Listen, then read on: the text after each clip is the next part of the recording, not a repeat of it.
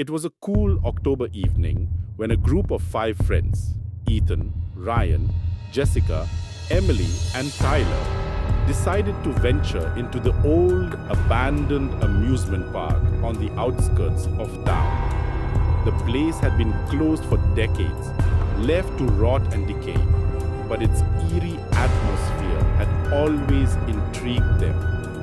They had heard the rumors, of course, stories of the tragic accident that had claimed the lives of several visitors and of the restless spirits that now haunted the crowd. But, like most young adults, they dismissed the tales as mere urban legends, more excited by the thrill of exploring a forbidden place.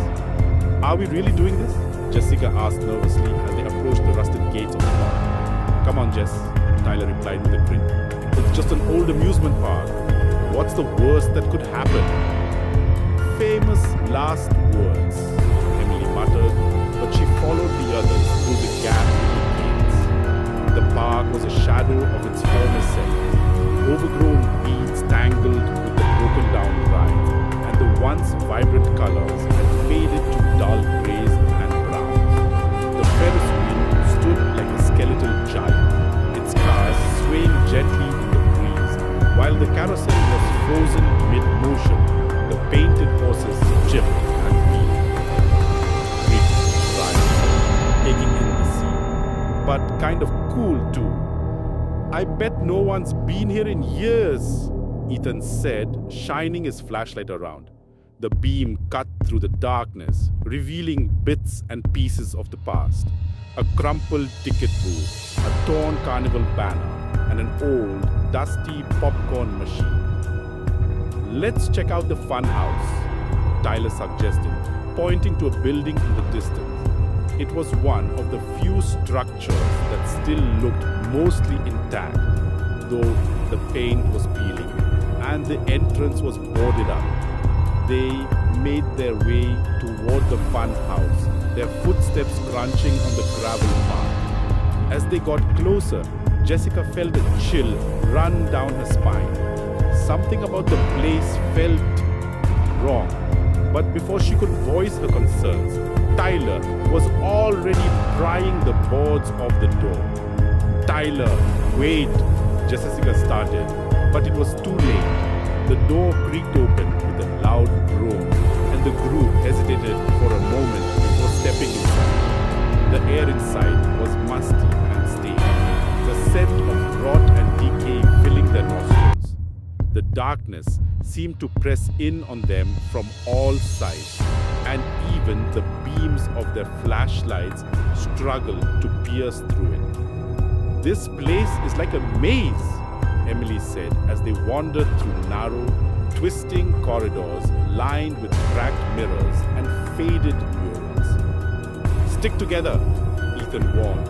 "It's easy to get lost in here." But the warning came too late. As they rounded a corner, the ground beneath them seemed to shift, and before they knew it, they were separated. The corridors branched off in multiple directions, each one leading to more confusion and disorientation. "Guys!" Jessica called out, her voice trembling. "Where are you?" "Over here!" Ryan's voice echoed back, but it sounded distant, distorted. Panic settled as the group realized they were no longer together. Each of them was now wandering alone, lost in the labyrinth of the funhouse. Ethan felt a growing sense of dread as he moved through the dark, winding path. The sound of footsteps echoed behind him, but when he turned around, no one was there. His heart pounded in his chest as he quickened his pace, desperate to find his way. "Hello!" he called out, but his voice was swallowed by the darkness. Suddenly, he heard a soft, eerie laughter, a child's laughter. It sent a shiver down his spine. He followed the sound, hoping it would lead him to the others, but the laughter only grew louder, more sinister. As Ethan turned another corner, he found himself face to face with a mirror, but the reflection staring back at him wasn't his own. It was a little girl, her face pale and ghostly, her eyes hollow and empty. He gasped and stumbled back, but the image in the mirror didn't disappear. Instead, the girl's mouth twisted into a malicious grin, and the mirror shattered with a loud crack. Ethan's scream echoed through the fun house as shards of glass rained down around him. He turned to run, but the corridor seemed to stretch on forever, twisting and turning, leading him deeper into the nightmare. Meanwhile, Ryan found himself trapped in a room filled with distorted mirrors. His reflection stared back at him from every angle, each one warped into a grotesque way. As he tried to find his way out, the reflections began to move, stepping out of the mirrors and "Get away from me!" Ryan shouted, but the reflections closed in, their faces contorted into horrifying shapes.